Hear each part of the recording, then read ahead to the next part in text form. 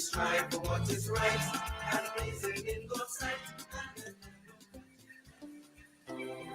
The winds of change are sweeping through the region. Change is long overdue. This is a new year. These are new times. We are the New Democratic Party. This is the Newtimes Program with your host, We Are Ready. What about you?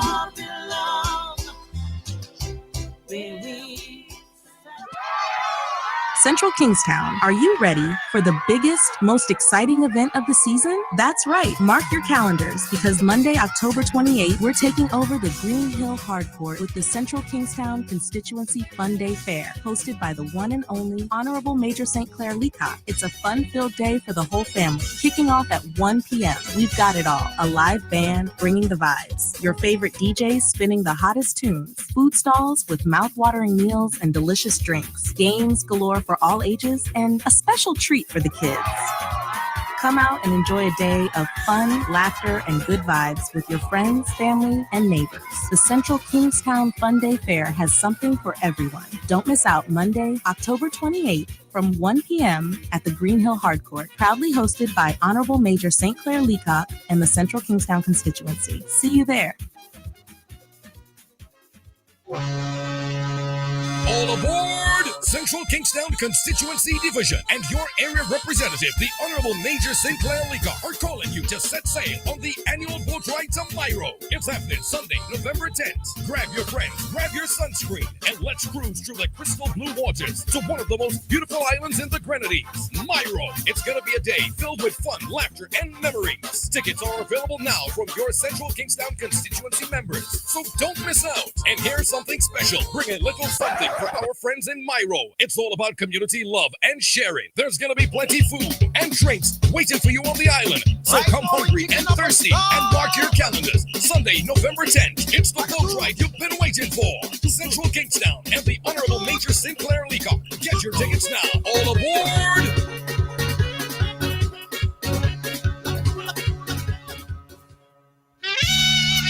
You're all moving on together. So we must plan collectively for a brighter day. No one knows what's in store for the future. Pleasant good morning to the listeners of Nice Radio and in particular listeners of the Newtimes Program. This is the Newtimes Program for Thursday, the 24th of October. I'm your host today, Clement Francois. Thanks for joining me on today's program. This program is a production of the New Democratic Party of St. Vincent and the Grenadines. President and leader is Dr. the Honorable Godwin Friday, and he is a 5-time elected representative of the Northern Grenadines.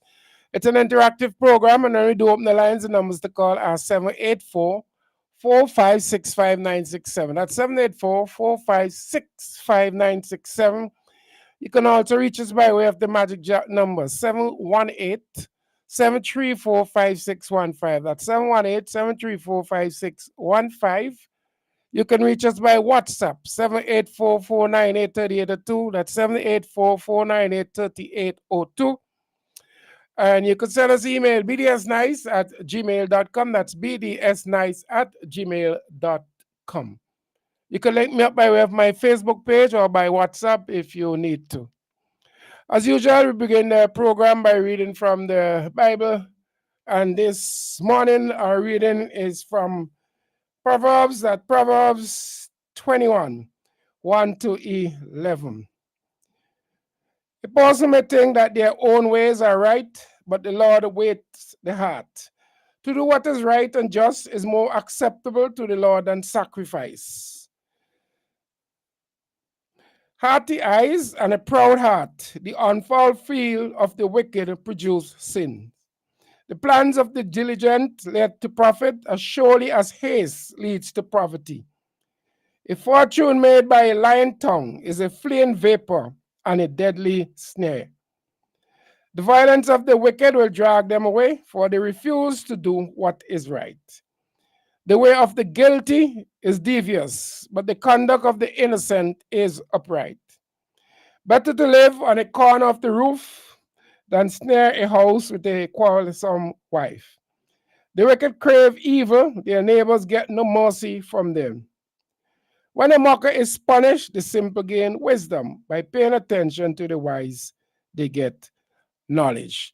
That's our reading this morning, Proverbs 21, and read from verse 1 to 11. Let me say a pleasant good morning again, 10 minutes to the 11 o'clock. Today is Thursday. We're heading right down to Independence on Sunday, celebration, and on Monday, we're heading to Green Hill for the fun day. Just to remind you, tomorrow, I think it's still on. I think it's still on. Tomorrow, Thursday, 7. What kind of tomorrow, Thursday? Tonight at 7 p.m. at the North Windward Constituency Office. The Young Dems of North Windward, they have a line tonight, 7 p.m. Music, food, games. Come and enjoy yourself. Independent at the headquarters tonight. All right. Don't forget the boat ride for the Central Kingston that is coming up. We also have Bring a Bamboo and Come. That should be on the 5th of November. Bring a Bamboo and Come. It's a nice event. Those of you who went to seeing some good bamboo blowing, so to speak, in safety, you can join it there. And I'll organize some pilau for you also, or some soup as a day, and you have that little get together. 5th of November, I think that should be a Tuesday, if my recollection is right. All right, so that's how we're doing it this morning. In terms of guests, I think I should have with us this morning Conroy Huggins should be in. Senator John should also be joining us. We'll see how those things go today. But guess what? The nation is born. We're all moving on together. So we must plan collectively for a brighter day. No one knows what's in store for the future. True dedication can get us there. Independence is a milestone in our march to prosperity. Now St. Vincent and the Grenadines have a real nationality. We are a nation of many races and have tried hard to integrate. The strength of so many faces shall be the prospects of our faith. So in this moment of history, tell it in every community, our nation is born. Colonialism is gone. This is a time of national freedom, so share our love with someone. The 27th dawn of October, our nation is born. One history, one ecstasy, one destiny, for all we.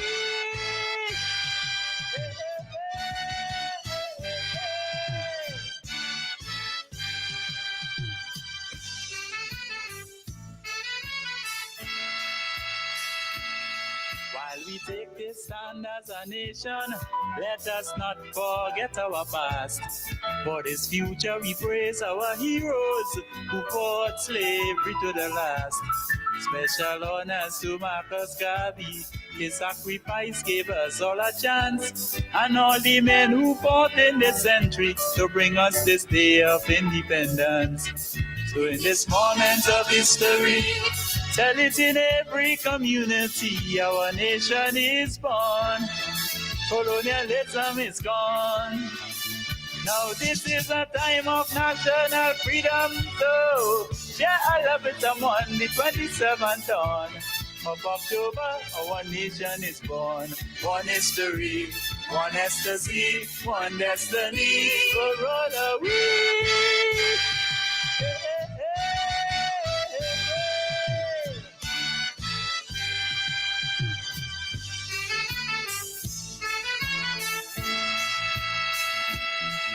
Some manipulate the franchise of world adult suffrage. There's still hope of a bright tomorrow for all the underprivileged. Let love excel our wishes. Our advancement needs plenty of work. Remember, back is that for the nation that opposes less action and lots of talk. In this moment of history, tell it in every community. Our nation is born. Colonialism is gone. Now this is a time of national freedom, so share love with someone. The 27th dawn of October, our nation is born. One history, one ecstasy, one destiny for all of we.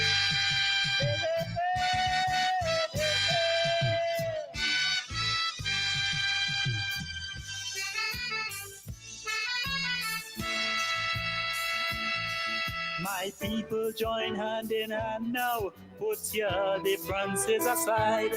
Get your hearts and soul together. We got to build this nation with pride. Work in harmony with good leaders. Never elect no one here to rule.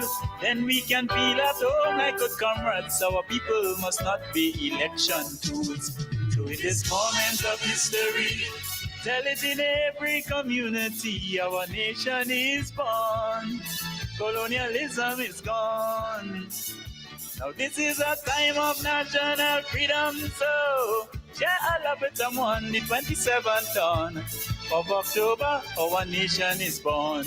One history, one ecstasy, one destiny for all the way.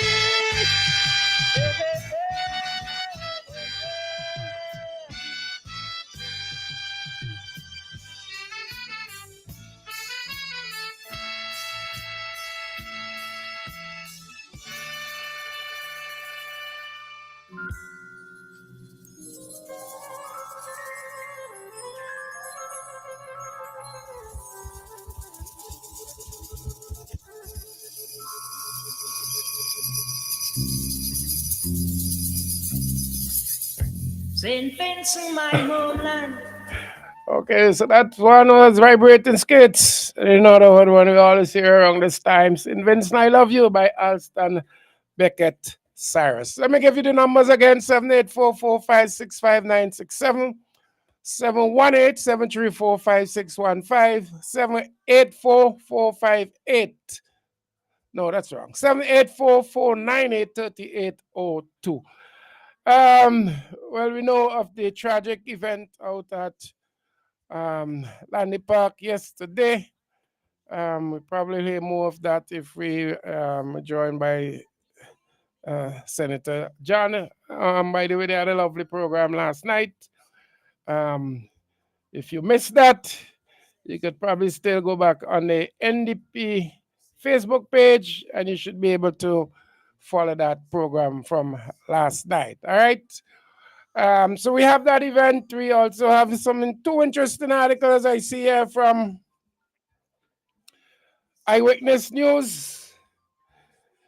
The first one, students say they feel unsafe at schools in St. Vincent and the Grenadines.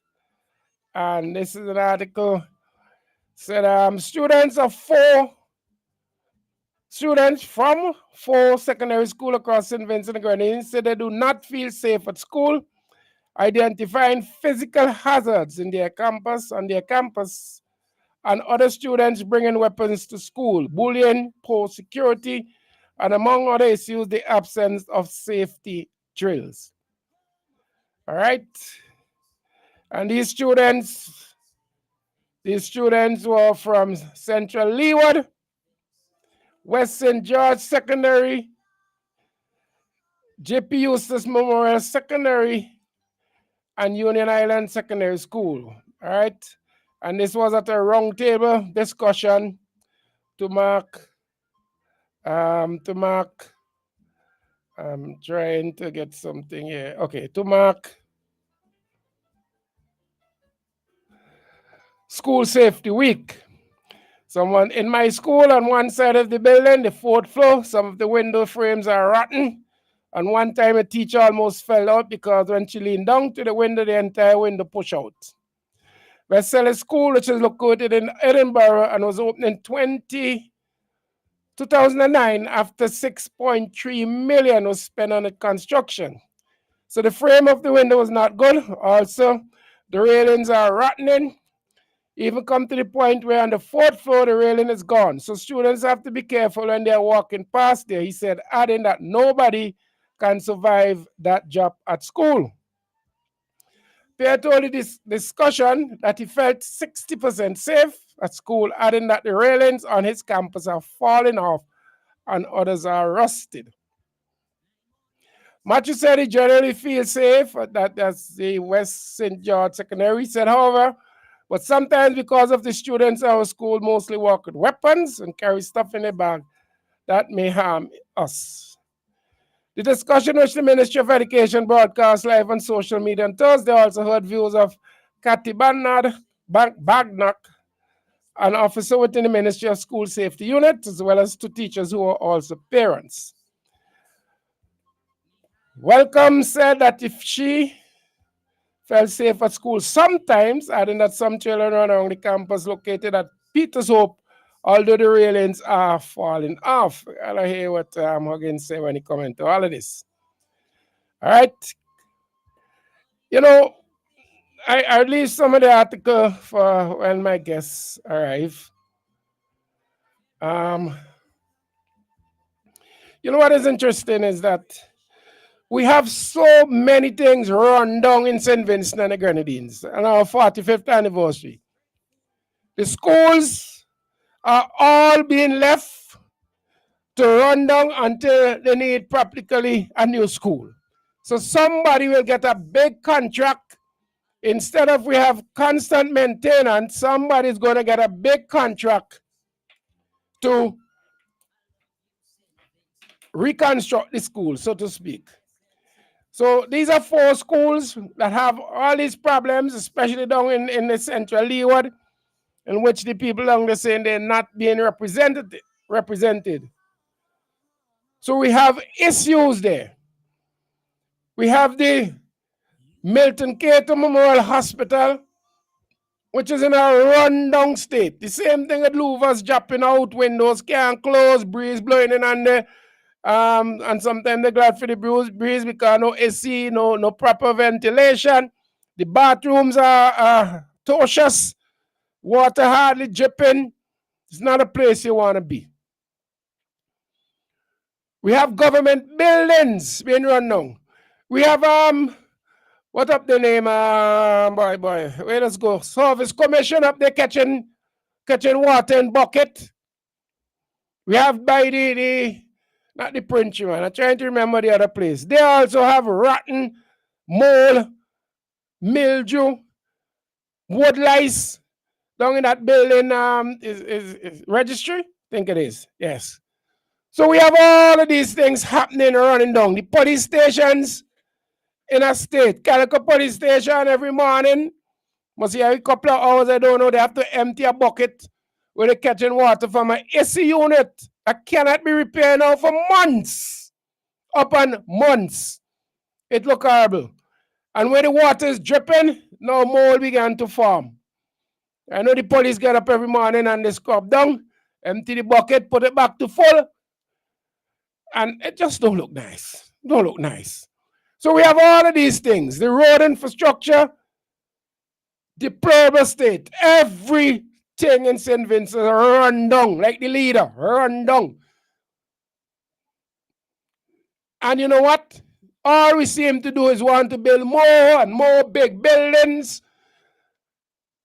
$50 million to build a parliamentary building when the one out Calico that they call temporary, there's absolutely nothing wrong with that. That could go for another, like all the other temporary buildings in St. Vincent, that could probably go for another 10 years. Enough time for the New Democratic Party to get in, make a proper assessment and decide where to go from that. So that is being run down also. All right? So we want to take $50 million, which is not a priority except to the cult organization of the ULP where they say they're going, oh, the new building going to have sunroof. Who cares if you're all going to sun yourself on the roof while we're suffering and in poverty in St. Vincent and the Grenadines? Who cares that you're building a parliament building with sunroof? Who cares? Who cares if you're building a parliament building where you could go and rest? Rest out Calico, because parliament is basically once a month, if that much. So 12 times a year, and you stay one day in there all night. You don't need to spend $50 million in that, because all basically you do is go in and borrow money.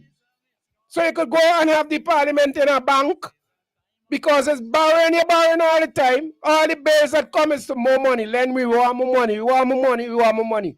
So just have the meeting in a bank and done with it. You don't need to spend $50 million. The girls' high school can't be fixed as yet. The grammar school took forever. We have the one down, what it used to be, JP Eustace, down by the pastures, as they call it. Run down, allowed to run down completely. Now we're talking about Central Leeward School, rail rotten in a way. So you want to tell me you can't take that $50 million you're spending to build a sunroof parliament to go and fix the schools? You can't do that? Our children not worth it? You see, the priorities are wrong.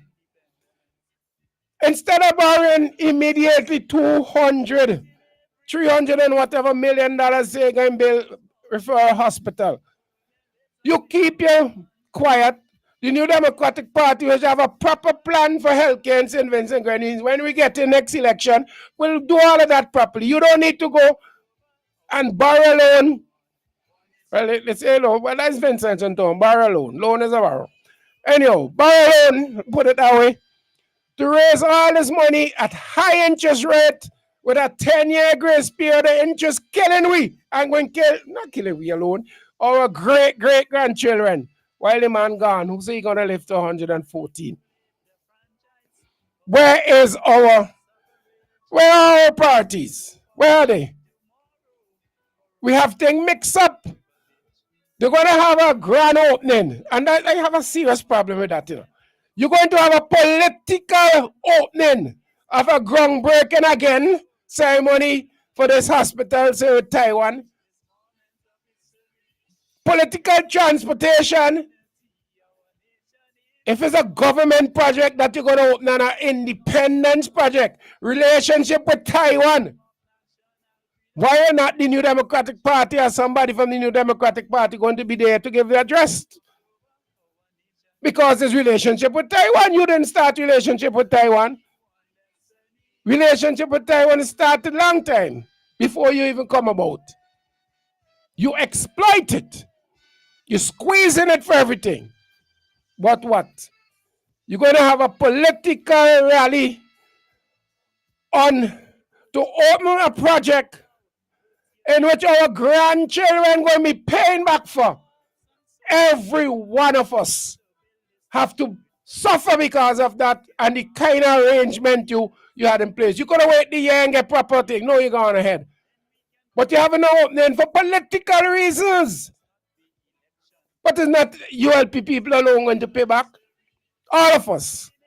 And that's why I'm saying the priority of this government sting to high heavens. It's a cult organization they have, And you don't believe me. It's a cult organization in which they do things and like Jim Jones kind of thing. You swallow the Kool-Aid, no song, nothing else. All right? And I get in a message here from Brother Huggins. He would beat us. He'd beat us. Got held up a bit. All right? So he would be with us. I think somebody sent me let me just check the text while I speak here, because this kind of thing is just not proper.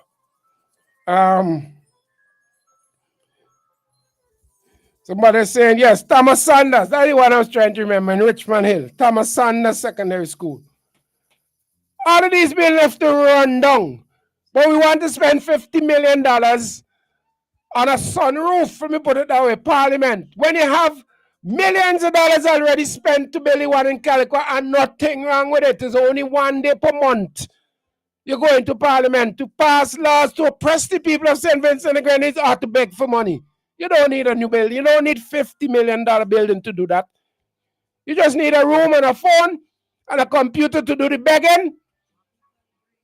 And since regardless of what the New Democratic Party or the opposition of the day say, you're not going to change, you're not going to make no adjustment to the bill, you don't need $50 million. The students need security and over. And this is only 4 schools, you know. All the schools as you go through the length and breadth of St. Vincent and Grenadines being allowed to run down. St. Vincent and its infrastructure decaying. 45 years, 23 years of decay. Look at the police station in town. That is in the center town for those of you who don't know the geography of Kingston. The police station is in the center of Kingston. Look at the condition of that. You want to tell me you can't take some of the 50 millions and clean up there? Put them in a comfortable enjoyment environment to work? We had some bills passed the other day. I can't remember the amount. So to renovate almost every police station in St. Vincent and the Grenadines. When is that work going to start? Where's the money? Where's the money? St. Vincent in trouble. St. Vincent in trouble. And persons have to come out and speak up. I see the man who was hardly here went to St. Lucia, gave a speech there with an angry face. And you know, some of the things that was said there is just mind-boggling. And I heard a news release from one of these radio stations talking and reinforcing what our leader said on Monday. You know, is one encyclopedia and 10 copybooks, and all of them decay, ancient, of no use. So much people see our encyclopedia now. Everybody have their phone. People who used to go around selling an encyclopedia, they don't do that again because encyclopedia absolute. They're gone out. And in fact, some of the information in them are not relevant today. They need updating. They have lost touch. Just like this encyclopedia we have, he has lost touch with what's happening in St. Vincent and the Grenadines. He needs to be updated, but it's too late, so he needed to go out. You need to exist different. Get people in there who can do the work. But he gone St. Lucia, rattling off.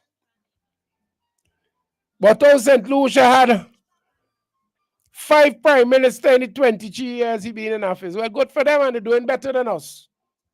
They're doing better than us. Just like the schools, rusty, rotten down, of no more use, need to be replaced, cannot be repaired, need to be replaced. That is this government. Rusty, out of touch, stagnated, full of crap. If I could use that, like the gut out calico, which building up more and more every day. Watching to see now. A mosquito farm out there. That got out the calico, that river is a mosquito farm. You go there, you could see cultivation going on to produce, and that's the only production they have in St. Vincent. So they're producing mosquito, and they're not just exporting mosquitoes alone, you know. They have a byproduct, dengue. So they're making sure they go the extra mile and produce dengue also out there. But to come back to the issue. So he say 5 prime ministers gone since he here killing St. Vincent and the Grenadines. And when I say no, that the ULP is a cult organization. Some people say it's a cult organization. Similar to organizations like Jim Jones and all. It's a cult organization. And the man clearly say you can't leave the family. You cannot leave the family fire and brimstone. And he went up there and said he disappointed in the Labour family in 2007 in St. Lucia, saying they had a very successful government and the most distinguished Prime Minister, Kenny Anthony. A titan of leader, but you allow some space in your head. You got to insult the people. You want to look forward to the past. And as usual, he gone into this crap, but Compton come and tell you go and work America and that he will walk fancy. He said of the politician who came out of retirement at age 80 and defeated the Anthony government. He went on to say the Vincentian leader said the only man to walk and see was Peter after seeing Jesus do it. The choice in between Philip Perry and Jesus, he said, I don't know if that was the case, Perry lose and down. But listen to this. Listen to this. The man gone to St. Lucia go say, I tell you. But the choice is between he and let me call his name, Chestnut. And you know why you turn away from that? He said that some may say that you should not make that statement. Well, I saw a thing in the other day. Listen to this. This is what the man gone out there, the man who hardly here. I saw a thing the other day. He put him out in my own business. And this is a warning shot. Does you believe that? Keep your mouth out of my business. Keep your mouth out of my business. You know what I mean? Do what you want to do and do your way. Want to say, but keep your mouth out of my business. So he gone up there gonna cuss the political party up there. He gone up there gonna cuss them. Because the St. Vincent way cuss everybody without care. Gonzales, let me just... Time of national freedom, so yeah, I love it. I'm on the 27th dawn of October. Our nation is born. One history, one ecstasy. Yes, so I go ahead. All my guests have arrived. So we're gonna set up all smiles. So I'll read this when I come back. I'm sure he'll want to weigh into this at some point. This is a warning shot, and he said, keep your mouth. St. Lucia, Gonsalves stole St. Lucians, labor rights. Listen to this, that he knows some of them would get strayed by critics, adding that the credit belonged to the man who is inside of the arena who has faced the problems and solved them. If in this period, and I repeat it, listen to this, move away from the family, as some of you did in Labour under Ken in 2007, you will drink the cup of bitterness because it has happened before and it will happen again. He said, there are people outside. I'm looking for the part. There's an interested part. Look for it. Wait, I gotta go down to it. I don't want to read all the ramblings, but there's an important part. Yes. All right. Gonzalez said that this complicated and dangerous period we have any special responsibility to keep leader in office like St. Vincent and St. Lucia. Madness. He suggests that part of a Labour family, listen to why I call this a cult organization, me not complaining publicly about the grievances with the government and what the Labour family cannot say. If they don't get to Sheeta galvanize in time, my daughter ain't get the job, what they think they should go.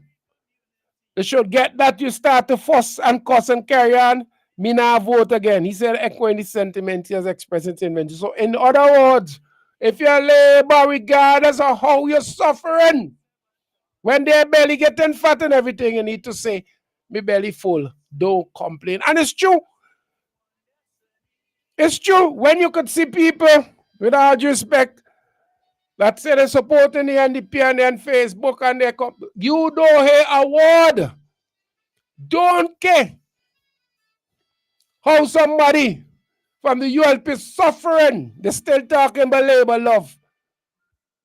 And I keep repeating this, the man who live, I saw a house last election going out in the North Windward constituency. Deplorable. Man was living in it with stickers on it talking about vote Labour. You know what? Let me take the break and bring back my guest. You see, because we're not able to get vexed. No gold, no diamond.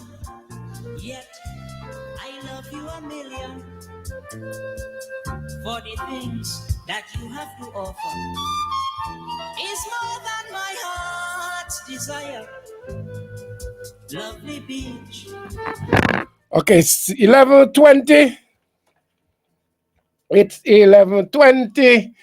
And guess what? I have with me in studio none other than one of the man who been hotting up the guy head. And when I say hot up, I mean real hotting up the man head. The man just can't catch himself up to now. I'm just trying to make sure I get him on the live stream. That's not happening. So I gotta get back to my technician and that, see what's the problem here. Okay, something. All right, so I think I have that now. So let me see. Okay. All right, so there's it. So you can also follow us on the live stream. We should be joined by Senator John hopefully in a while, but let me say a pleasant good morning. Good morning, brother Anwar. How are you doing? Good morning, Bert. I'm doing fine. Listening to you as I was coming up, man. You're fired on all cylinders. Avex. I mean, well, I can feel the sentiment. I can feel the sentiments. But I mean, as we are in the weekend going into our 45th anniversary of independence, it is really painful where we are, and to listen to present history with all his, rantings and utterings. As I said last week, I see the guy's history. So from my end, I really do not pay him great attention. It's important to understand what is happening, but I do not even know if he'll probably be around for this race.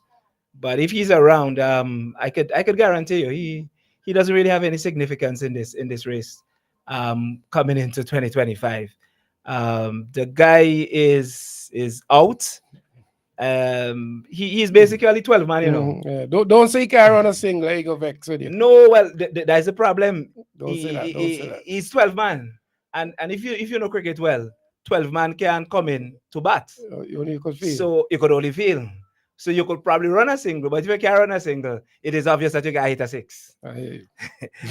So yeah, good morning, St. Vincent and the Grenadines. Good morning to the people of Central Leeward.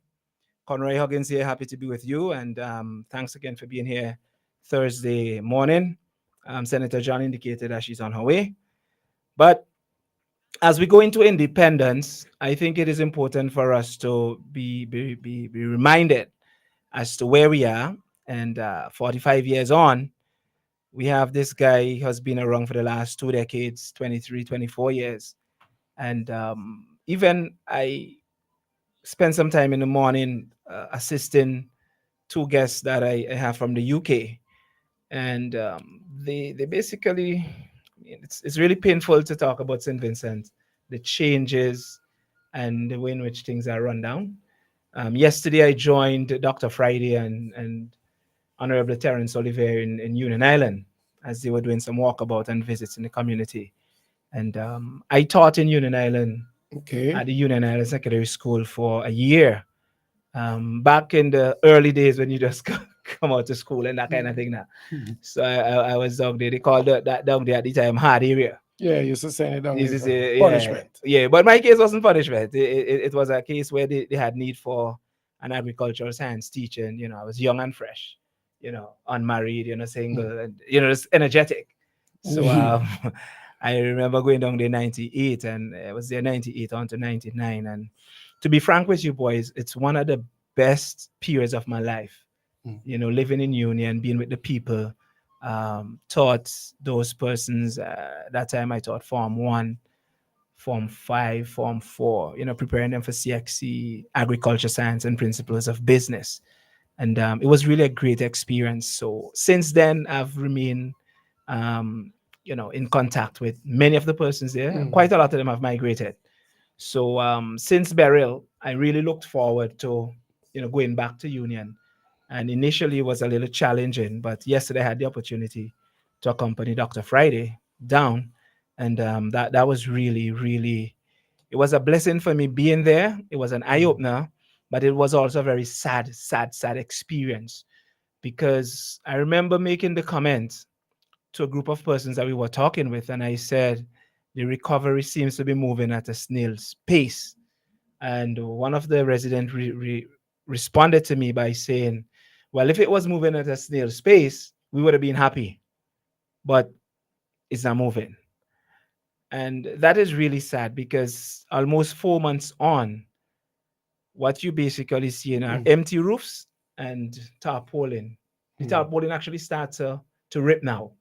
They've been there too long. Yeah, they've been there too They long weren't from the meant roofs. to be permanent Yeah, roof. so I really think that there needs to be greater a sense of urgency, because this is supposed to be a disaster. It's supposed to have a disaster response, and a disaster response needs to be quick.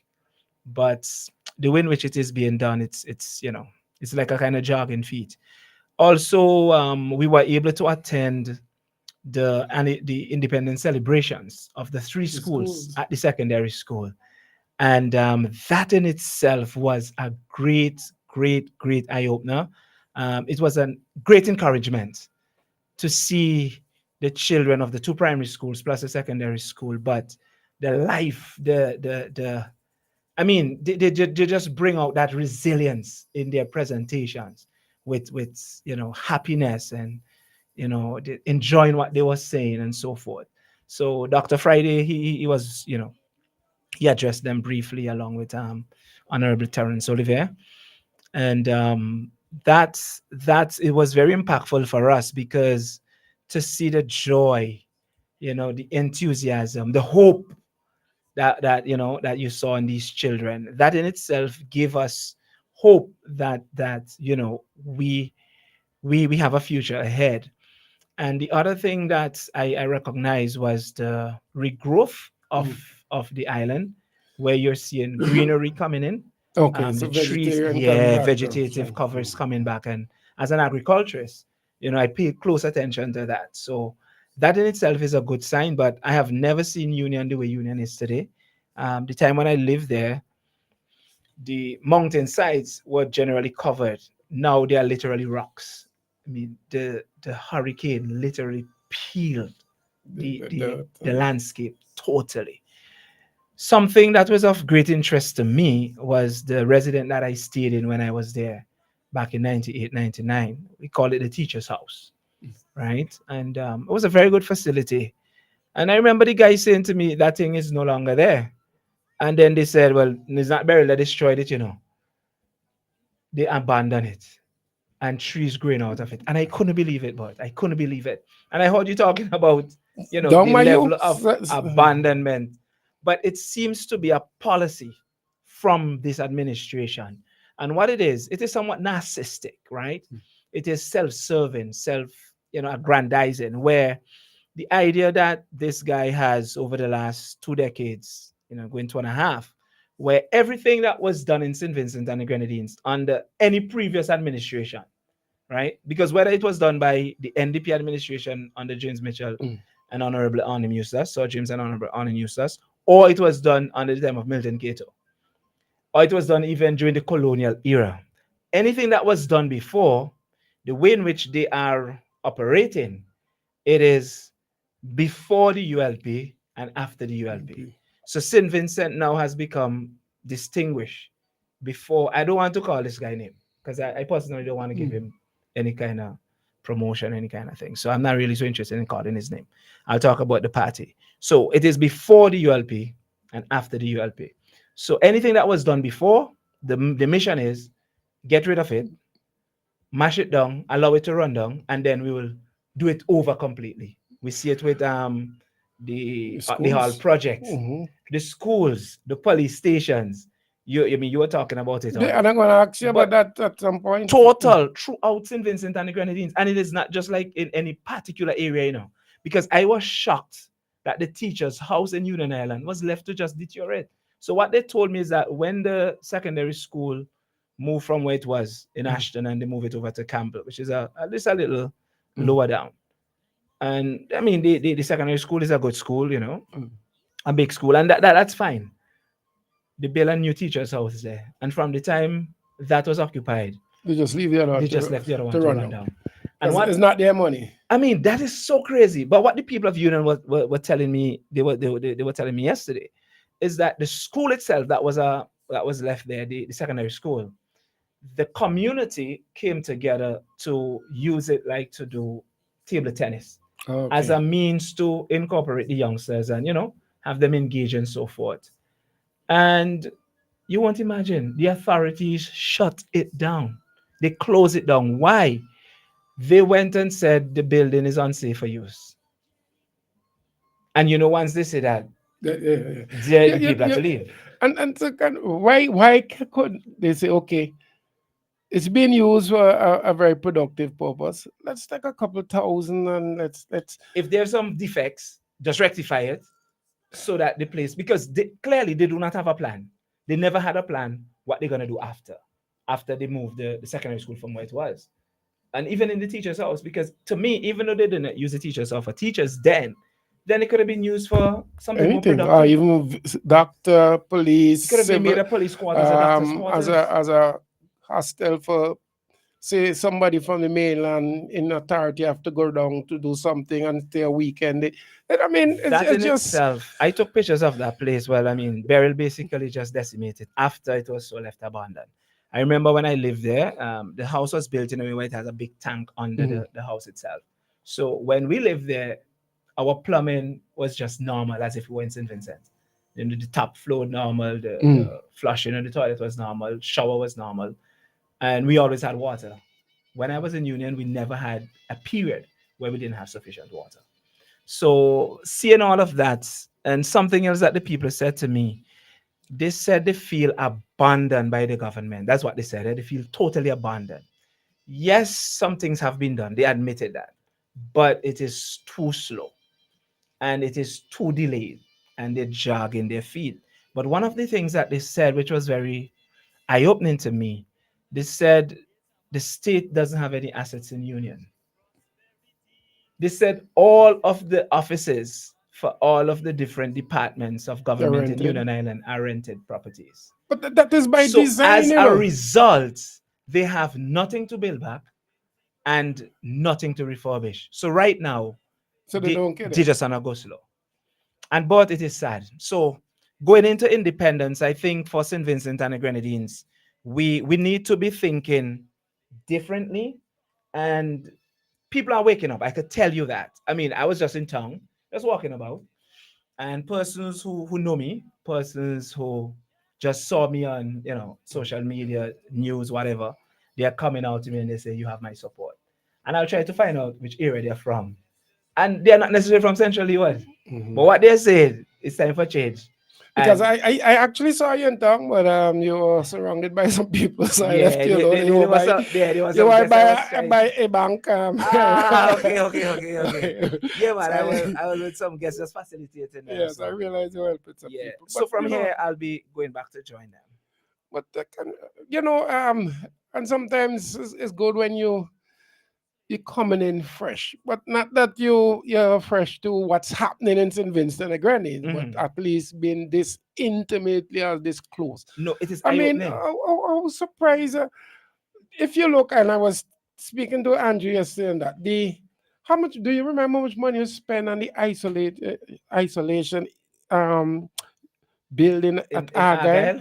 It wasn't in a million because nothing for them. It was over $1 million. Yeah. That place right now. Yeah, it's just left there. Just left there. It's overgrown. They have that's the hallmark. Cattle inside it. They see rotten down. The gate has rotten so much it has dropped off in the gutter. I mean, so clearly, there is no plan.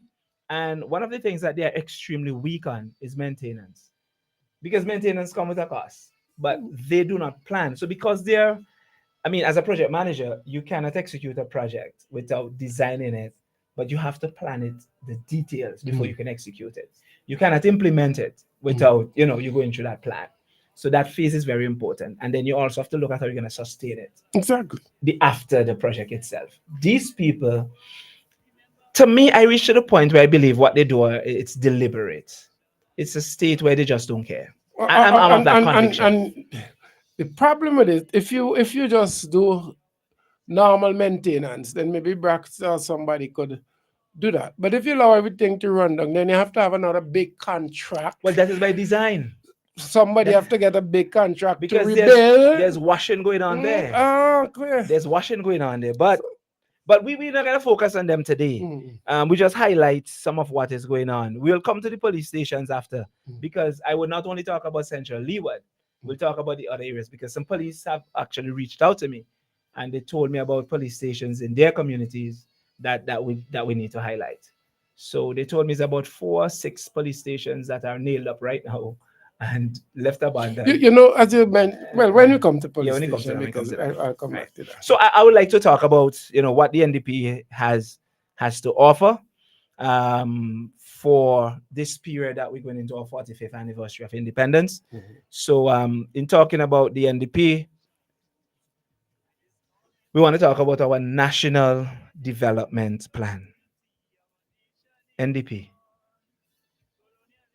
So we know NDP to be the New Democratic Party, but the New Democratic Party is offering to St. Vincent a National Development Plan, NDP, right?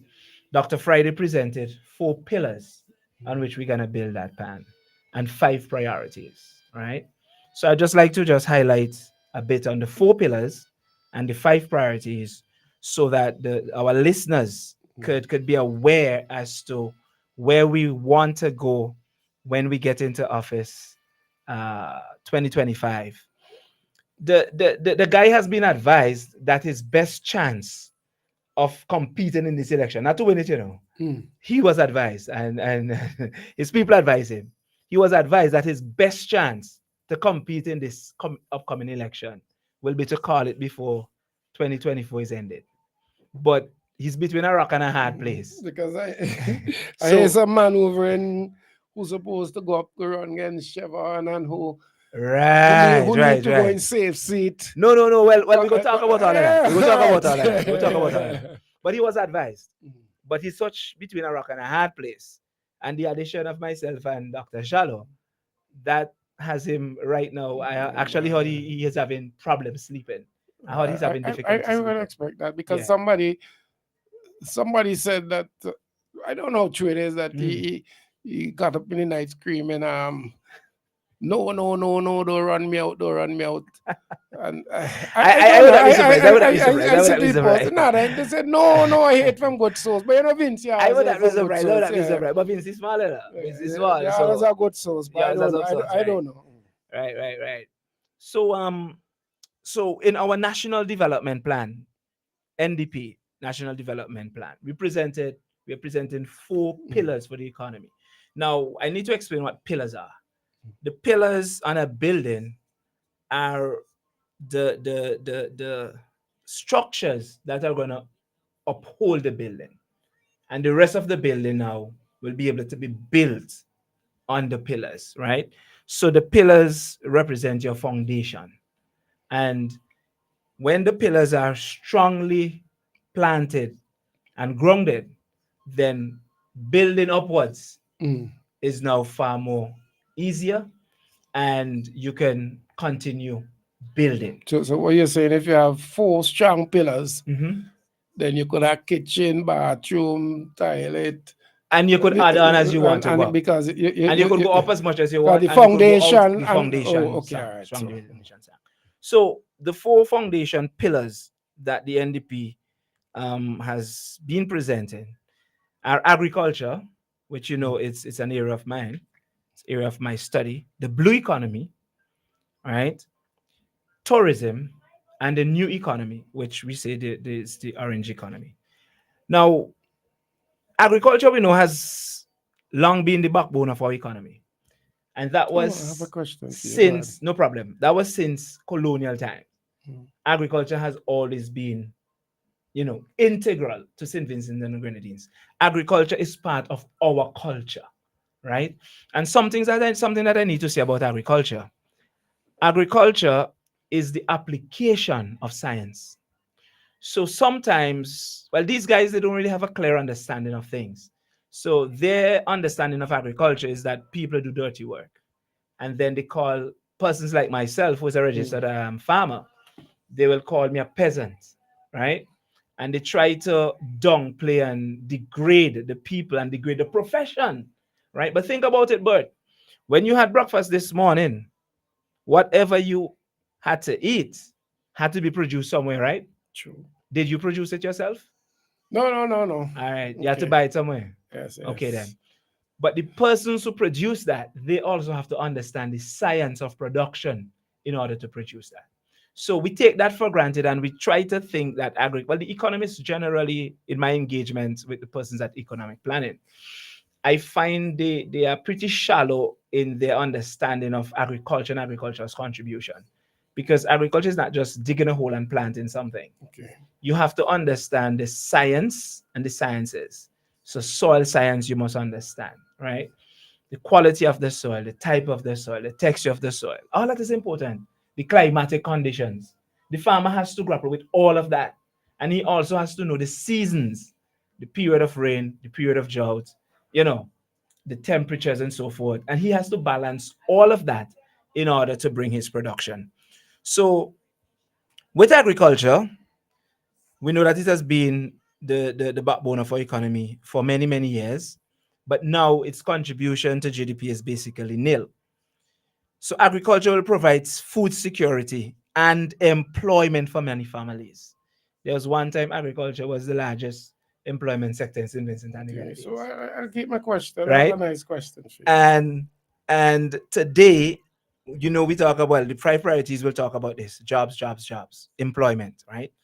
Now, by us investing in agriculture, in sustainable agricultural practices, we can enhance productivity, protect our natural resources, and ensure that our farmers, whom I refer to as producers, receive fair compensation for their work. And this sector not only supports local communities, but also contributes to overall economic stability of our nation. We'll also be able to export. And we know we used to be an export-driven economy. Now, so let me jump in, please. Don't lose your thought. That's the first pillar. That's okay. Because let me go all back to school days as a teacher. One of the things I remember coming from school over the time, you had to know what is the chief export crop of each island. Yes, that was true. That used to be a common entrance question. That used to be a common entrance question. I remember that. So easy answer for you. What is the chief export crop of St. Vincent and the Grenadines? St. Vincent and the Grenadines? Yeah, honestly. I try to get an answer. Honestly, no, we do not have any chief export crop right now. If there's anything that we want to see that put two together and that give us a good earning and to satisfy a 20-foot containers major so that we could ship out. Not every week. I say every 2 weeks. Right now, that is a struggle. For any single crop in St. Vincent right now is a struggle. The closest thing you have will be dasheen. And that was pioneered by ECTAD, not the government. ECTAD, which is Jethro Green and a group. Farmers still balling, but the price they get in. Right. But what he has done, he was able to stabilize prices to European market and North American. The closest is dasheen. Yeah, the closest is dasheen. Right, so now listen to this now. I heard recently we imported bananas from Dominica. Green bananas. Could you imagine that? But I heard it, but I refuse to. Well, here what happened, man. I get my source, and they were trying to shut it down.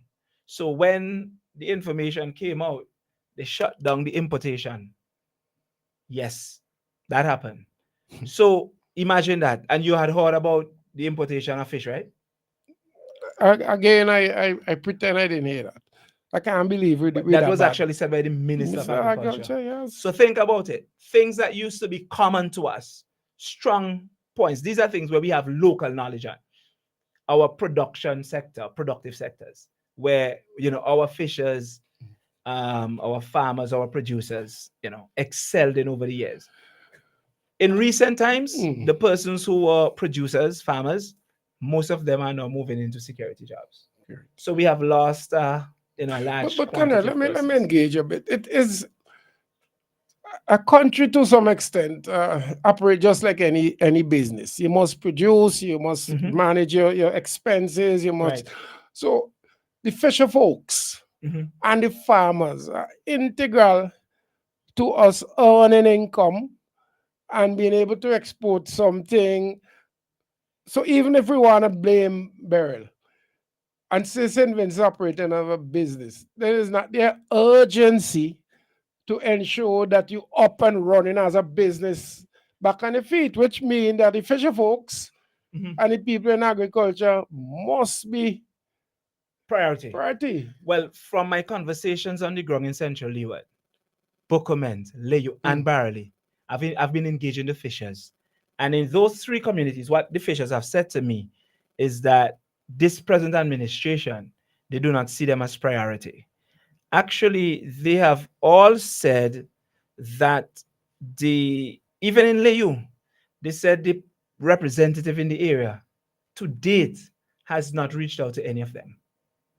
I mean, some of them even said that they are his relatives. There's been no conversation at all. The only thing that happened is that after I was selected to be the candidate on the 5th of September, following that announcement when the NDP did a press release and that went viral, the following day they started to make some calls in the communities.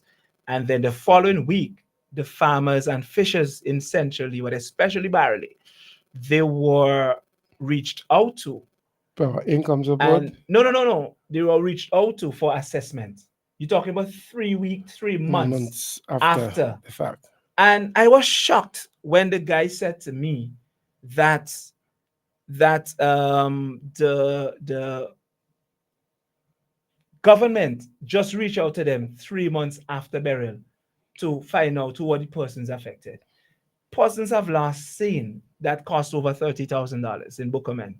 Pirogue boats went away. Our friend Ben Exeter, he had a boat, a fishing boat that he used over 50 foot thereabout. I mean, that actually ended up in Jamaica, Cayman Island, totally stripped and so forth. A lot of persons lost everything.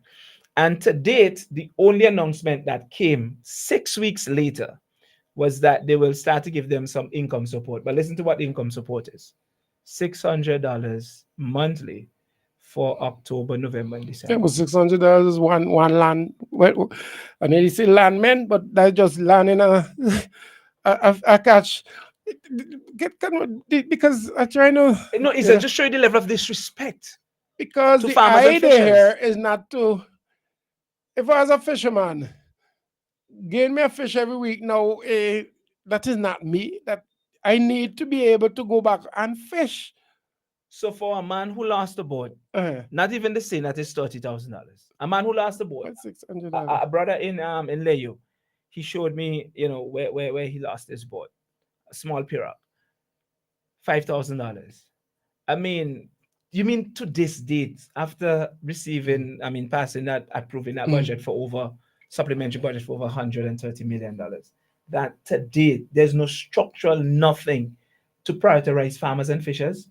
And all that they could do now is to say $600 for 3 months. Because it's ridiculous. Because they could have said, okay, for ease, let's start with the lower bracket. So people maybe 10,000 and below have damage and maybe able to assess and process those and get those back up and running quickly. That was the idea. And the persons with the 40,000 and so you do. I agree with you. And you see, for you and I, you don't find it to be rocket science. But for these people, it is deliberate, because what the fishers in Bookament told me, they said that this thing is on purpose. They are delaying any form of support to fishers and farmers so that they get it closer to whenever they want to call the election, because we're in an election year, so that they could use it to leverage support. But the people said to me, it is not going to work. So that is agriculture, just giving you some overview, right? Now, let us talk about the blue economy. Now, the blue economy, which focuses on sustainable use of our ocean resources. Dr. Friday has already said the blue economy will include fishing, yachting, right, and marine conservation. So what we want to do in the blue economy is to conserve our ocean resources and maximize, its output, so that we could get further out into the ocean, because we had the largest sea space in St. Vincent where we can fish. And as I announced at the convention, a consultant actually indicated to me that under full capacity, St. Vincent could generate up to $500 million annually In fish. from For the sea. from this You industry. know, interestingly enough, and that's why I say I don't understand. I probably, I don't know. I think good politics, if you do good things, it's good politics. When you do nothing, I can't see how that come good politics. Since back in Honorable Adam Eustace's time, Mhm. he was strong in this thing about the fishing and getting larger boats, forming cooperatives or whatever, that they could go out and stay out for weeks. So this is since back in the Honorable Adam Eustace's time. I've heard this government after the NDP come forward with some of these policies. So we're Mhm. gonna do this, but I'm also hearing complaints from the fisher folks that the arrangement or the facilities are not to their benefit. So they have not taken it up, a lot of them. And that is very sad Mm. because, well, from my knowledge, they have always referred to farmers and fishers as peasants, which is, I do not like to hear it. It's degrading. Yeah, you use it the other day too. Right. So what happened? It was language used in colonial times, especially, and during the period of indentureship. So persons whom they belittle, they refer to them as peasants because Peasants. basically they just do menial stuff. And pay taxes. If we Exactly. go right back to even in the days when they had the kings and so, the peasants are really to do all the, I could say bulwark already. Yeah, I mean, Do all the bulwark really mean cattle work, okay, which is so because remember the cattle was cut used grass and as eat grass, oxen right? when they were yoked to plow the All lands. right. So So do it's not all the it's not bulwark indecent. and pay taxes. Mm-hmm, That's mm-hmm. basically it. And you want you have a little staple of rice and maybe a chicken back or something on it, you're good.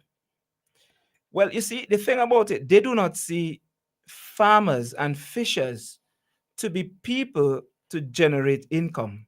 They look at themselves being able to do that. And once they're able to do that, they're okay with it. But they do not want the wider public, Mm. the wider population to do that. Now, keep in mind, I've always been saying this, the difference between the ULP and the NDP, fundamental difference, is that the ULP is a transactional type party. Their philosophy is based on transactions. Major always reference this. So you give you something, you give them something. And their thing is that, but the thing about it is that they're using the state resources basically as a weapon against the people, because whatever resources which are provided by the state for the people, they are presenting it as if it is theirs. And when the people benefit, they're telling the people, well, you see what I did for you, then you have to do back something for me. The difference with that now with the NDP is that the NDP is focusing on transformational.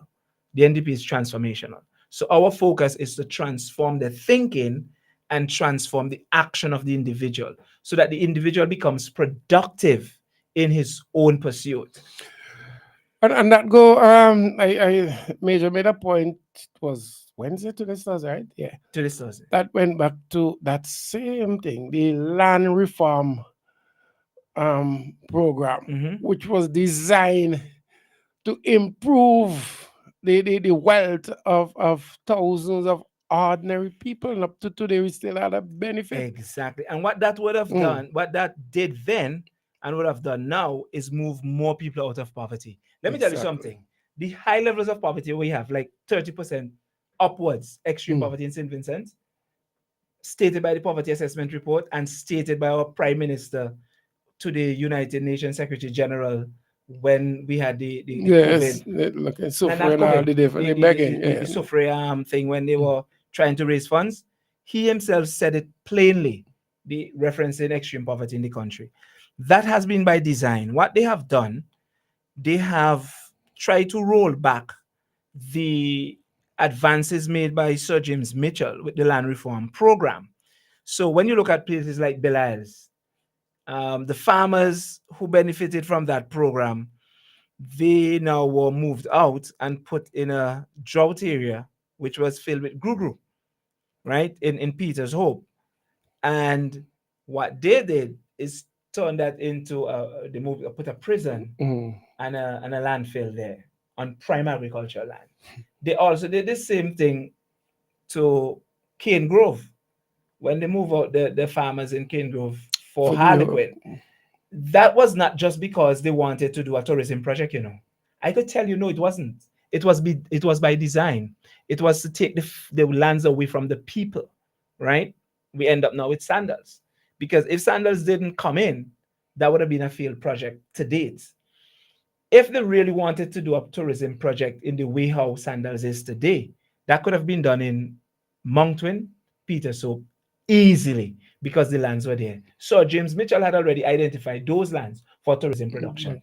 A lot of what this guy is doing is based on decisions and plans from the NDP, the international airport, you know, I mean, tourism development and mainland plans of the NDP. So these things, you know, the NDP have already identified, but I mean, unfortunately, things didn't flow from what happened there. Now, as we go into the blue economy, there is something that I just want to reference here, because we are talking about the blue economy. Now, this was a workshop I did when I worked as a consultant, and this was in 2018. At that time, I had no inclination, nothing into politics. 2018. I was a consultant for the Food and Agricultural Organization of the United Nations then. So what I had done here was a fishing workshop for agriculture. This is an article from Searchlight. The caption is "Make Fishing a Wealth Generating Activity, Consultant Huggins." This was published by the Searchlight March 9th, 2018. Now, I'm just going to read the address that I gave and what Searchlight documented. I'm going to jump down to about paragraphs 2 or 3. It says here, addressed in the opening ceremony, Conroy Huggins, the national consultant, project operations assistant, challenged the fishers, boat owners, and vendors to take full advantage of the training. He asked them to see what they do as a meaningful investment and said that their mindset and attitude has to change to maximize their earning potential. They need to see fishing. Listen to this carefully, but, and this is I'm quoting the Searchlight here. They need to see fishing as a wealth generating activity. 2018, March 2018. You know, don't make me sidetrack you, but when you read this and I go back, it just make me feel good because it's something I keep saying over and over. That persons who gravitate to the New Democratic Party, their DNA, if you test it, is always about uplifting people, trying to make life better for persons. Progress. It's not about themselves, as we could see on the other side. And even way back when we look, as I said, don't make me sidetrack. Go ahead, Yeah? go ahead, But go ahead. when we go back to people like the Louis Joneses, the Alan Cookshaw, the Jerry Scott, Hobby Young. and those persons, or be Francis Gibson. Yes, Yvonne. Yes. You could find persons, or you could find projects, or you could find things that they did that made the lives of Vincentians better. Yes. But that is But that's did the function not of make, government. but did not make them wealthy. Yeah. And I want to stress that. As in the politicians themselves. Yeah. Yeah. Because they I were mean, about Mr. service. Cookshaw would forgive me, but Cookshaw is not a rich man. In It was modern about times now, service. if you've been in the ULP, you're rich. Well, remember, But they are rich and has not contributed. Look at all the ministers who have left. They're doing well. But you can't name something that they touch that improved the lives of Vincentians. well, I mean, if you understand what was said in Trinidad and Tobago by the fellow we have here, he talked about the political imperative To get rich. applying to himself and his people. Mhm. And what he said there in Trinidad was that Caribbean politicians, you know, they come into politics I have it, you know. without, well, if you go have it, you go play it, without a history of wealth. I could give you to Without a history of wealth. let me just give it so people know what we're talking about. Okay, So well, it's best if I give it in his voice. yeah, it's not a guest. People who we elect as political leaders do not have a history of wealth in their families. They have no experience with banks or insurance companies. They own no land or factories. And they use, and not just the politicians, people in high office, otherwise, the state enterprise and the public sector generally, senior public servants and so forth. Of course, there are some exemplary public servants, but there are many of them who are not so exemplary, and they have no history of social wealth in their families. And with the politicians, it's even worse because of a thing called the political imperatives of elections, where you may lose. Time, therefore, becomes of the essence. So there's an impulse not only to steal as much as you can, but to steal as fast as you can, because you don't know whether on the next occasion you are going to be out of office. So the kinds of persons who you select are also important. That's it. But that was him describing himself and his colleagues. Political, imperatives. But everybody, a lot of them are rich now. So based on the description. We have to wonder if what he's saying that is how they got rich. Well, that is what was said. Because no integrity. That's not my words, you know. That's not my words. Okay, so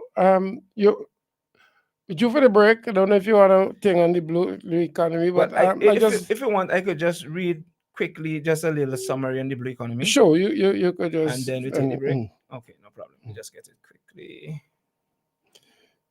You know, while you do that, we also have some texts that okay. But I hope you know sunroof require a lot of attention and maintenance because they don't. Every time rain fall, they could keep wet fat inside the temporary parliament building. Somebody is saying, and that is about the $50 million parliament with all kind of sunroof and tanning deck and all kind of thing.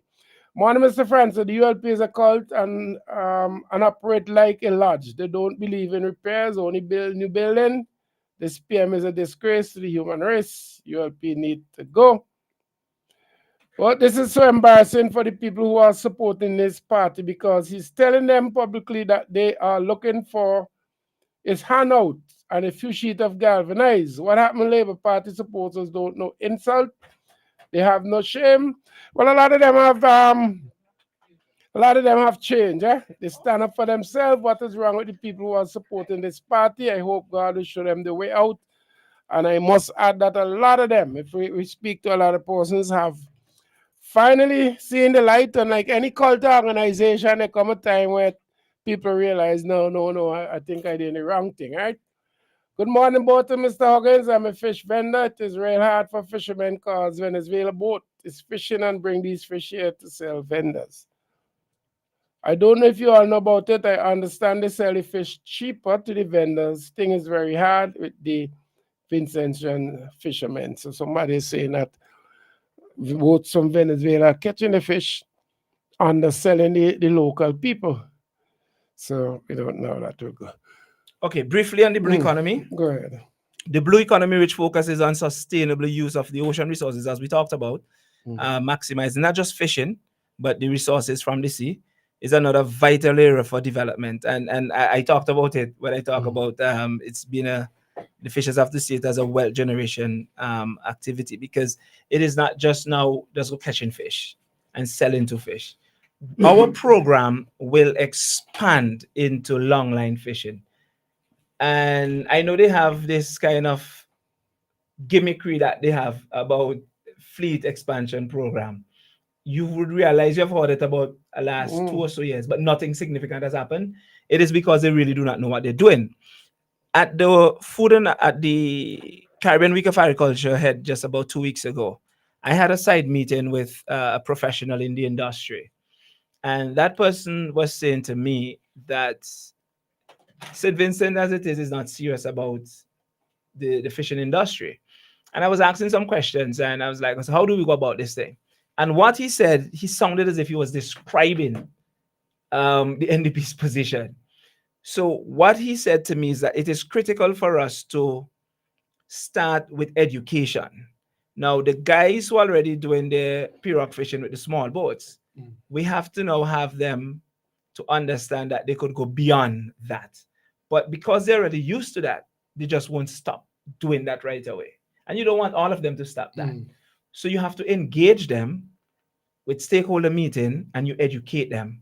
So you move them, you transition them in phases, and then you will move them and show them the benefits of the bigger boats.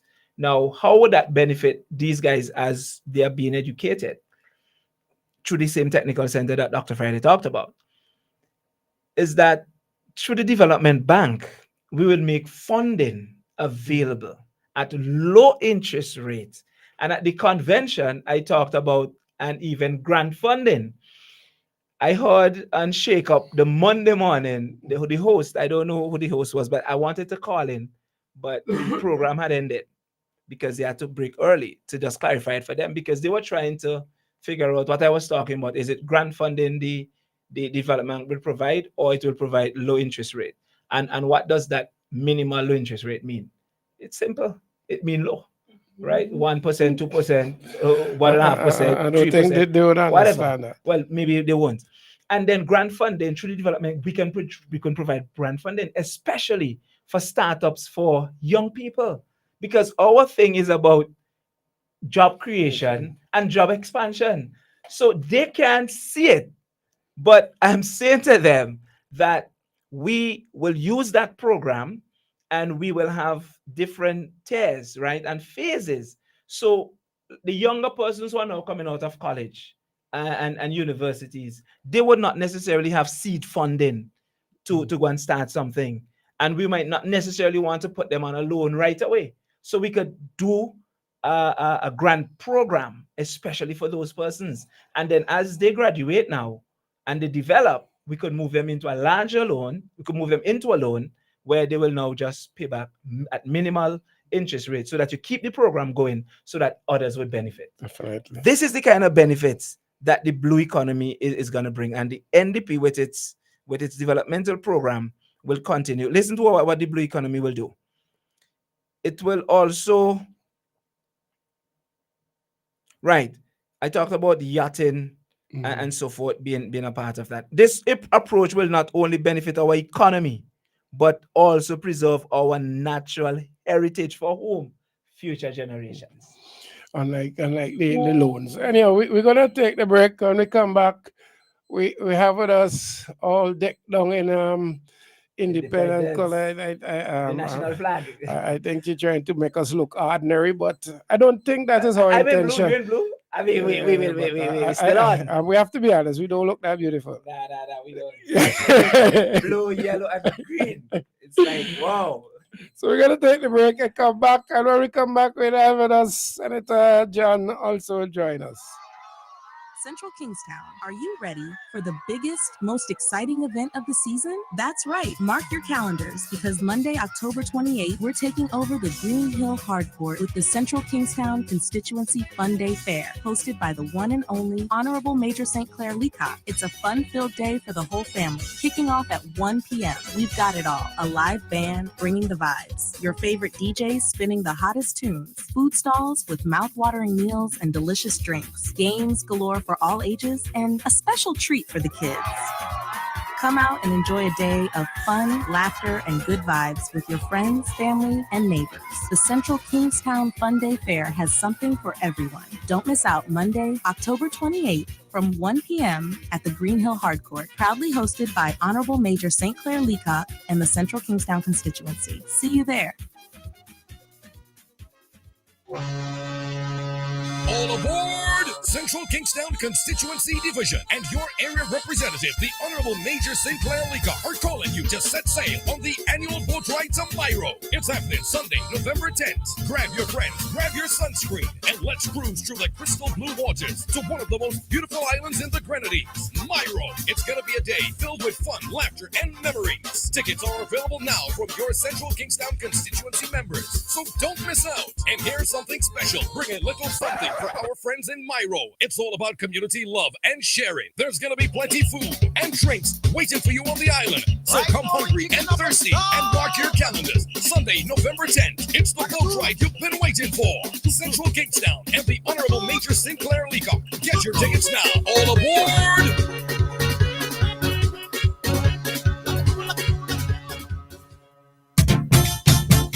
Bonadie Supermarket in Kingstown, serving the nation with quality service and excellent prices. At Bonadie Supermarket number 2, located at Upper Middle Street, we are proud to serve you. We are second to none. Call us at 457-1616. We at Bonadie Supermarket number 2 will always be here for you. Bonadie Supermarket, serving the nation with quality service and excellent prices. General Hardware still has the best prices on steel, lumber, and plywood. So go on, compare prices. And if by chance you find a better price, no stress. Just talk to the General, and they will beat that price plus give you special priority delivery. Yes, General Hardware offers free island-wide delivery on most purchases, so you never have to worry about getting your goods on site on time. Plus, shopping at General Hardware is a pleasant experience with friendly, knowledgeable staff always ready to serve. What more could you wish for, huh? So come to General Hardware for proper service, lowest prices, free delivery, and see why nobody beats the General. Nobody. Here's a fun fact. In just 29 seconds, you can say goodbye to paper bills forever. Seriously, in 29 seconds. That's less time than this ad. Head over to discoverflow.co or visit us in-store and update your contact information now. By October 1st, your bills will be digital, easy to access, secure, and hassle-free. So what are you waiting for? This ad still has 2 seconds left, and you could have already gone paperless. There are many cleaning companies, but there is only one company that cleans, and that is VinceClean. So you don't have to wait for a season. Cleanliness is enough of a reason. Just finish building your dream home and wish to move in? Then VinceClean is for you. Do you have oil mark where that car is parked? New tiles just laid and want to remove tile grout, cement, or paint? VinceClean is for you. Shampooing of chair sets, mattress, carpet, house cleaning. VinceClean is for you. So whatever cleaning you need and for the best prices and quality on the market, telephone 431-1360, 457-1649. VinceClean, VinceClean, VinceClean, the best in service. Central Kingstown, are you ready for the biggest, most exciting event of the season? That's right. Mark your calendars because Monday, October 28th, we're taking over the Green Hill Hardcourt with the Central Kingstown Constituency Fun Day Fair, hosted by the one and only Honorable Major St. Clair Leacock. It's a fun-filled day for the whole family, kicking off at 1 p.m. We've got it all. A live band bringing the vibes, your favorite DJs spinning the hottest tunes, food stalls with mouth-watering meals and delicious drinks, games galore for all ages, and a special treat for the kids.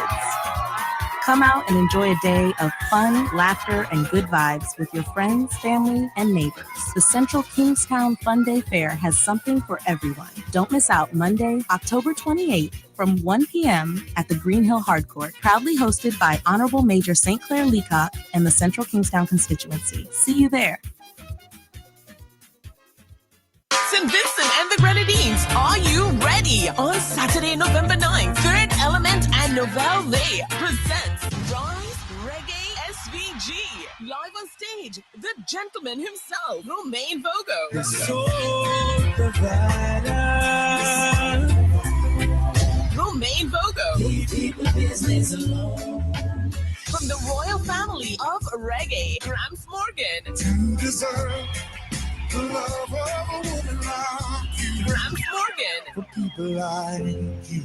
And the great one, Jamil. Tell them are the strongest, so just get the hardest fight. Jamil. Lose them soul, figure in the world when the